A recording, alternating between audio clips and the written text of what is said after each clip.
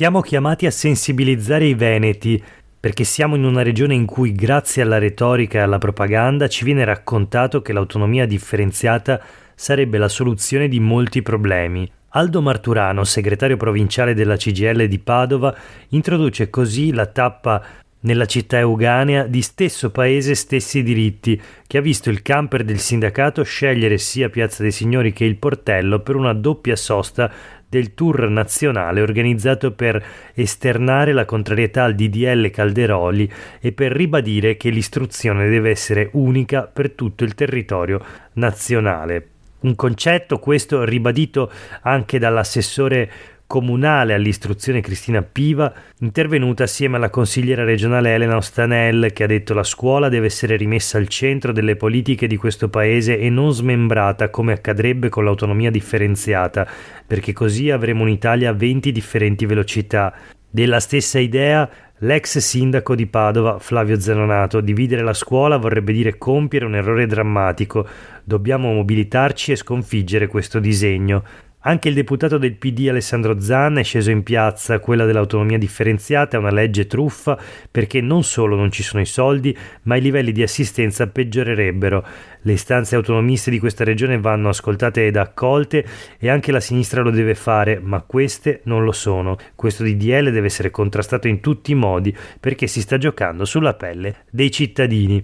Questo è Sveglia Veneto, il primo podcast dedicato all'informazione vista da nord-est. Io sono Jack Calcetto, oggi è martedì 12 marzo 2024, la prima notizia del giorno riguarda l'iniziativa della CGIL, la Carovana dei Diritti, una mobilitazione contro al disegno di legge Calderoli sull'autonomia differenziata. Parte quindi da Padova il camper della CGIL contro la riforma del governo. Abbiamo letto l'articolo di Gabriele Fusarpoli sulle pagine del Corriere del Veneto di Padova e Rovigo e proseguiamo subito la rassegna stampa di oggi con un'altra notizia legata alla politica nazionale che troviamo però sulle pagine del Gazzettino di Treviso.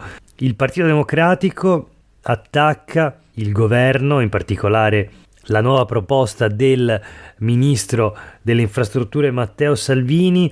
Il nuovo codice della strada boccia le piste ciclabili. Questa la polemica del PD di Treviso. Marco Zabai, consigliere comunale del Partito Democratico, lo dice chiaramente: la riforma al codice della strada voluta dal ministro Matteo Salvini renderà molto complicata la realizzazione del PUMS, quel piano urbano per la mobilità sostenibile che proprio giovedì verrà discusso in Consiglio Comunale a Treviso. Scandaloso, dice Zabai, è lo schiaffo che viene dato alla mobilità ciclabile e sostenibile, un vero e proprio attacco alla bici e nella nostra città, a Treviso, anche all'impostazione intera del PUMS. La riforma di Salvini infatti smonta pezzo dopo pezzo e geopardizza il futuro dell'intero piano. Viene infatti imposto un blocco con effetto immediato della possibilità di realizzare corsie ciclabili, doppi sensi ciclabili, case avanzate, strade ciclabili, fino all'emanazione di un futuro regolamento ad hoc del Ministero e all'aggiornamento di quello attuativo del codice. Ciò sballerà tutti i tempi di attuazione del PUMS. Sul tema interviene anche la deputata del PD Rachele Scarpa. Il progetto di Salvini si conferma come uno schiaffo all'autonomia dei comuni e soprattutto alla mobilità sostenibile e ciclabile, con misure vetrina dannose e figlie di una visione puramente ideologica. Salvini pensava di fare l'ennesima guerra ai comunisti, ma l'unica cosa a cui va contro è il buonsenso. Le città stanno promuovendo le politiche più coraggiose in termini di mobilità sostenibile, ma il Ministero vuole mettersi di traverso. Così facendo sta riuscendo a colpire anche i suoi, rendendo più complicato il lavoro a tutti. Insomma, continua la protesta contro il nuovo codice della strada che le associazioni per la promozione della mobilità sostenibile chiamano già il codice della strage, contrarie anche al disegno di legge promosso dal ministro Salvini, anche le associazioni dei familiari delle vittime della strada. Ma proseguiamo la rassegna stampa di oggi con una notizia che arriva dalla sanità veneta. Pronto soccorso, trovati i medici. Questo è il titolo del Corriere del Veneto di oggi. Insomma, ci sarebbe da festeggiare, ma leggiamo meglio di che si tratta. Nuovi medici per il pronto soccorso si candidano in 212, ne servivano 160. Debutto positivo per la delibera anti-gettonisti, così viene definito il concorso appunto per i medici di pronto soccorso. Questo perché ad oggi la maggior parte dei pronti soccorso del Veneto sono attivi grazie ai medici a gettone, medici pagati appunto a gettone da parte delle ULSS, per coprire i vuoti d'organico appunto nei pronto soccorso. Allora leggiamo ancora sul Corriere del Veneto: la regione cercava 160 camici bianchi, ne sono arrivati 212, oltre ogni aspettativa. Addio ai gettonisti, già riempiti i buchi. Il Veneto lancia un'indennità di 8.000 euro annui per chi lavora nell'urgenza, e l'assessora regionale Lanzarin annuncia altre selezioni per pediatri e anestesisti. La notizia anche sulle pagine del Gazzettino: pronto soccorso, in Veneto si candidano 212 medici, e sui quotidiani del gruppo NEM più di 200 candidati al bando per medici di pronto soccorso.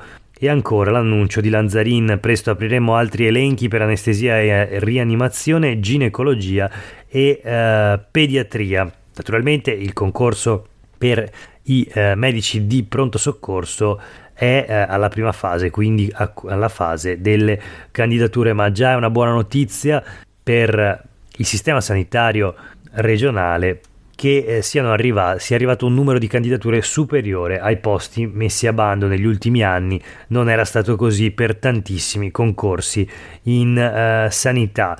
E allora voltiamo pagina, ancora la storia di un concorso. Questo invece è quello della scuola. Torna la voglia del posto in cattedra. In Veneto 33.000 aspiranti docenti.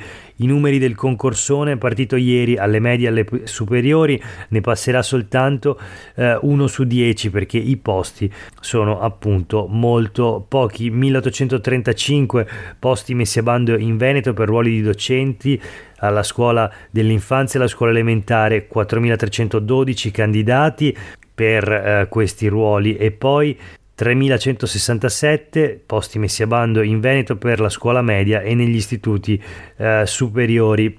E quindi, fatti i conti, alla scuola primaria e dell'infanzia entrerà poco meno di un candidato su 2, il 42%, mentre alle superiori e alle medie un candidato su 10. Ma proseguiamo la rassegna stampa di oggi con alcune notizie flash. La prima da Vicenza: bollette pazze del gas, stangata per i vicentini, aumenti del 300%. Troviamo questa notizia sul giornale di Vicenza di oggi. Consumi e tariffe: il caso delle tariffe riviste a sorpresa al massimo rialzo, coinvolge anche il vicentino. Da 50 euro il conto è salito fino a 550. L'articolo è di Alessia Zorzana e descrive una situazione molto diffusa, naturalmente anche oltre i confini della provincia di Vicenza, in questo periodo di fine del servizio di maggior tutela e di passaggio al mercato libero dell'energia, con costi che sono in molti casi esplosi, appunto percentuali, come abbiamo visto nel caso del Vicentino, anche di aumenti del 300%. Per l'ultima notizia di oggi invece ci spostiamo nel veneziano. Granchio blu, la regione lo pagherà €1 al chilo. Recuperati 200.000 euro, coinvolte le associazioni di categorie del Veneto. Lega Coop denuncia il flop dei fondi statali: ci sono troppi paletti, i soldi restano inutilizzati. Allora vediamo i numeri: 2,9 milioni di euro stanziati dal Ministero per smaltire i granchi blu e proteggere gli allevamenti di vongole, ma quasi 2 milioni non sono stati assegnati. 320.000 euro gli euro che il consorzio Scardovari ha avuto dal Ministero per lo smaltimento dei crostacei, aveva sostenuto spese per 1,5 milioni, e quindi ora c'è l'intervento anche da parte della regione con le categorie economiche del Veneto. Timori per i riflessi sull'economia turistica. La regione scrive una lettera congiunta con Friuli ed Emilia Romagna. Insomma, un altro intervento, in questo caso della regione, comunque un intervento pubblico a favore dei pescatori che raccoglieranno il granchio blu, quello non commercializzabile, quindi ad esempio le femmine e i giovani esemplari, per poi mandarli al macero, un altro stanziamento di risorse pubbliche per affrontare quella che il presidente del Veneto Luca Zaia ha definito una calamità naturale, il granchio blu appunto. Per oggi è davvero tutto, grazie per aver ascoltato questa puntata di Sveglia Veneto, a tutte e tutti voi una buona giornata.